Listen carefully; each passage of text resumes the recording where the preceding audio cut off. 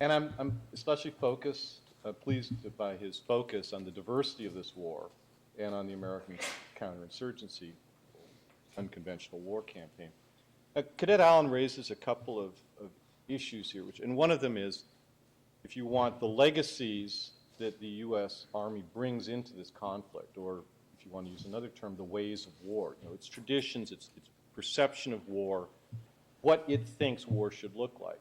And he correctly notes that much of this was shaped by the Civil War experience and the legal code that was drawn up to occupy the conquered southern states was in fact used or issued in the Philippines. It was issued in various forms. From the first day, it was used to limit the conduct of American soldiers, and then in December 1900, it's used to enforce control on the Philippine population in any areas that are still in resistance.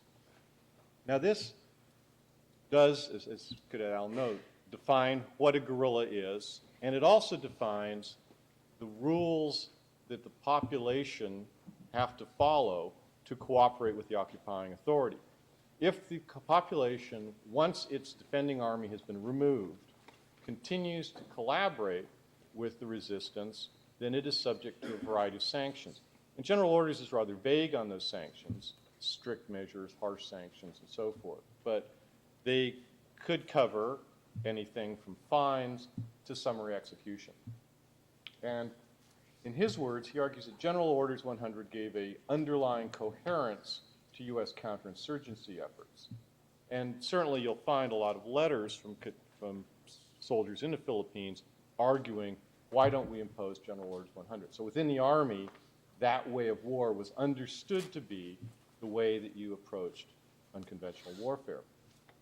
Another legacy that it brought, and I think this is something that we do need to keep in mind, is sort of, and I hate to use this term because historians have been misusing it for decades now, is the culture or the mindset of the times.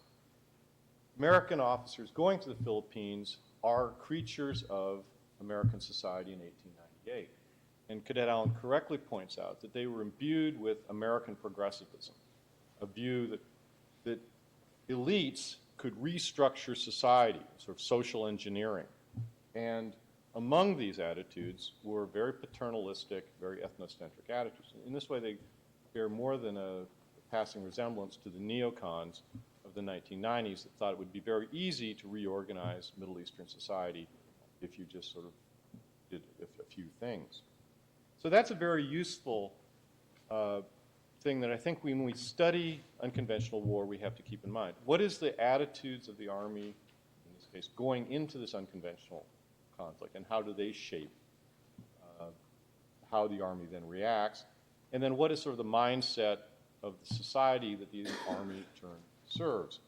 One thing I was happy to see that Cadet Allen doesn't address and doesn't go down to me what I think is a false trail is an attempt by some authors rather recently to establish a sort of American way of heroic leadership, to establish that Americans are somehow predisposed, maybe the water we drink, because it sure can't be our ethnic heritage, to have attitudes of adaptability and flexibility and initiative and charisma and so forth, and that people like Frederick Funston and J.F. Bell typify this. And I want to address that school of unconventional warfare theory later on, because I really do think it's a dangerously simplistic approach to a very complicated problem. Essentially what it says is, well, the solution is we just produce the right people and everything will get solved. The fact is, there's no demonstrable way to produce these people. Doesn't seem to confuse that argument at all. Having talked about the legacies that the Army then brings in, Cadet Allen then looks at it from the other side and starts talking about the nature of the resistance that the Americans face. And he points out that this is very fragmented and very diverse. In the 1st District of the Department of Northern Luzon, the Americans faced a very effective resistance. It was very well organized. It fit in with a variety of factors that sort of contributed to this. You happen to have some very competent subordinates. You happen to have an ideological component supplied by Father Gregorio Aglapai. And you had an Ilocano population that was accustomed in many ways to following the lead of Principalias. But there was also a great deal of,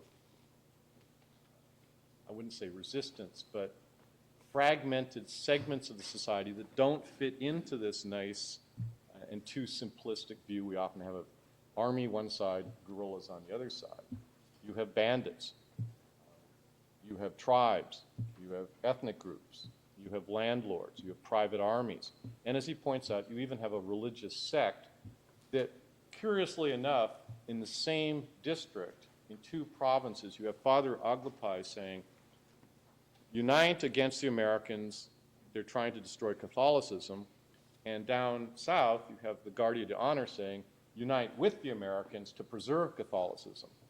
And there's, I often have this fantasy of officers from these two districts meeting in a bar, like the Army-Navy Club in Manila.